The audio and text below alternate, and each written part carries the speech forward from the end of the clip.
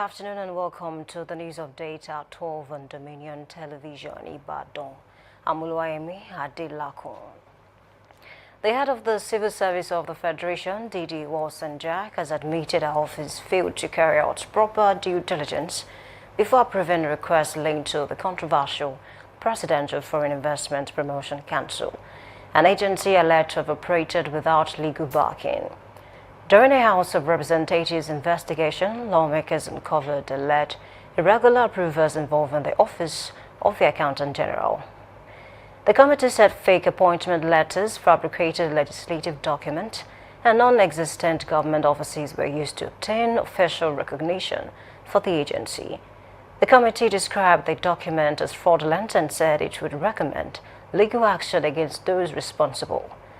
Walson-Jack pledged to strengthen internal verification processes, while please informed the panel that the alleged self-acclaimed Director General, Adeniyi Adeyemi, could not appear because he remains in lawful custody under a court order.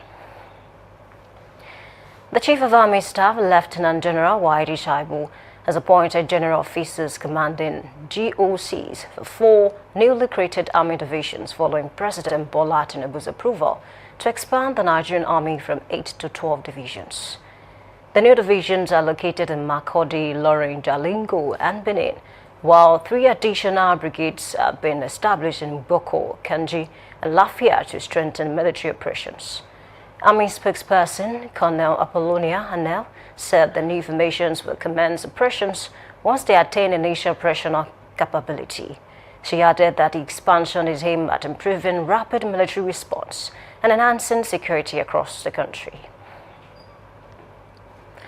The Nigerian Navy has dismantled an illegal fuel storage and distribution facility in Bonny local government area of Rivers State, recovering about 13,000 liters of suspected illegally refined automotive gas oil. The operation was carried out by personnel of the Forward Operating Base Bonny under Operation Delta Sentinel. Security operatives discovered storage tanks, reservoir, drum, hoses, and other equipment used for the illegal storage and distribution of petroleum products. The Navy said the facility was supporting illegal oil trading, which poses a threat to Nigeria's economy and critical oil infrastructure. It has said investigations are ongoing to identify and prosecute those behind the operation. Oyo State Governor Seyi Makinde says security operations across the state will receive a major boost with the deployment of 2 newly acquired surveillance aircraft aimed at strengthening area monitoring and improving rapid response to criminal activities. Our correspondent Damlola Daudu has the details.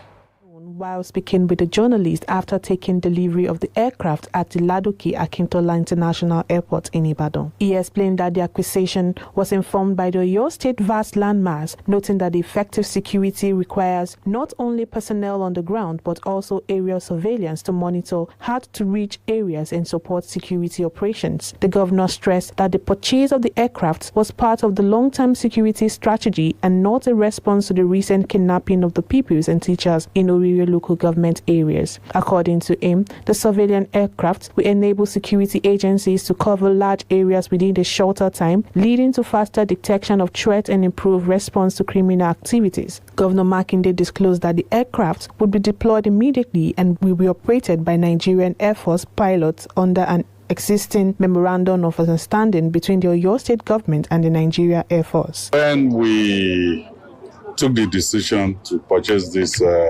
surveillance aircraft, it was because of the sheer landmass, the size of Oyo State. We knew that we had to complement the boots on ground.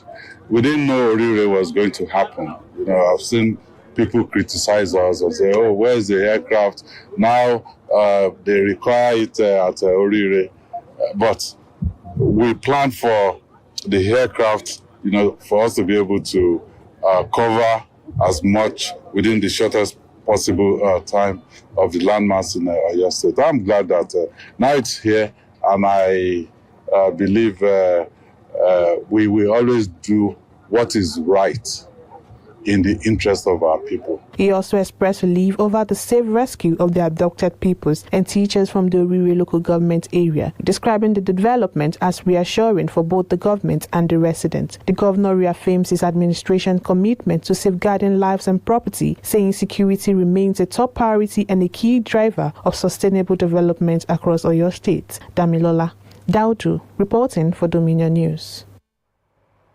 The Nigeria Immigration Service (NIS) has warned Nigerians and foreign nationals to beware of fake website and fraudsters posting as its official online platforms. The service said applicants should use only its authorized portals for passport, visa, temporary work permit, and e-SEPAC services.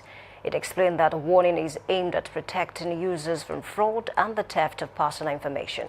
The NIS urged applicants to verify the authenticity of websites before making payment or submitting personal details. It also noted that its candidate, a contactless passport application, is available on the Apple App Store and Google Play Store, and advised the public to report suspicious website or fraudulent activities to the appropriate authorities.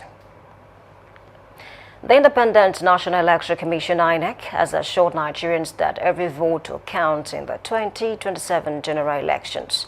The Commission gave the assurance during the 2026 NAN-NUJ Democracy Roundtable in Abuja through INEC's Assistant Director of Voter Education and Planning, Magdalena Ako. She said the Commission remains committed to protecting the will of voters through transparent electoral processes and the continued use of technology, including the Bimodal Voter Accreditation System, BVAS, and the INEC Result Vein Portal, IREF. She also urged Nigerians to reject vote buying and participate actively in the electoral process, stressing that every vote is a voice and that credible elections require the collective effort of INEC, political parties, security agencies, the media, and voters. On the foreign scene, opposition parties in the Democratic Republic of Congo have rejected a constitutional court ruling approving a referendum law they say could allow President Felix Tshisekedi to seek a third term in office. The Constitutional Court ruled that the proposed law complies with the Constitution, allowing amendment through a Constituent Assembly and a national referendum in cases of what it described as major dysfunction of state institutions. However, the judges expressed reservations about provisions that would allow the president to call a referendum on issues considered to be of fundamental national importance. The opposition coalition argued a new law could pave the way for constitutional changes that would extend Tshisekedi's time in office, describing it as a threat to the country's constitutional order. Ukraine says that forces have carried out overnight long-range strikes on two of Russia's largest oil refineries, targeting facilities in the Permian regions. Ukraine's Security Service and General Staff said the attacks targeted refineries with a combined annual production capacity of about 220 million barrels of oil. They confirmed that the strikes are part of ongoing effort to weaken Russia's military and economic capabilities by disrupting its energy infrastructure. Russian authorities confirmed a drone attack in the Ryazan region, saying 6 people were hospitalized and fires broke out at industrial site after falling drone debris. The United States military says it has carried out a major wave of airstrikes against Iran, targeting dozens of military sites after an earlier Iranian missile attack on a U.S. base in Jordan. The latest operation follows joint U.S. and Saudi strikes on Iran-backed militias in Iraq, which reportedly killed at least 20 fighters and 6 Iranian advisors. Meanwhile, President Donald Trump earlier vowed to respond forcefully to the attack on U.S. forces in Jordan. Iranian state media reported 2 people injured in strikes on Sham Island, while explosions were also reported in Khuzestan province. The renewed hostilities have heightened fears of a wider regional conflict after several days of relative calm. Talking sports, International Federation of Association Football FIFA President Gianni Infantino has given the organization's 211 member federations until September 19th to decide whether to accept a one-off offer of $20 million each on their proposed private investment plan, a link to the FIFA World Cup. The proposal would establish a $20 billion FIFA subsidiary with private investors holding a 20% stake to manage major competitions, including the FIFA World Cup and Club World Cup. Infantino argued that the initiative would provide a unique funding opportunity for member associations. However, the plan has drawn strong opposition from European football body UEFA, which insists the World Cup is not FIFA's to sell. UEFA added that it is consulting its 55 member associations on the proposal.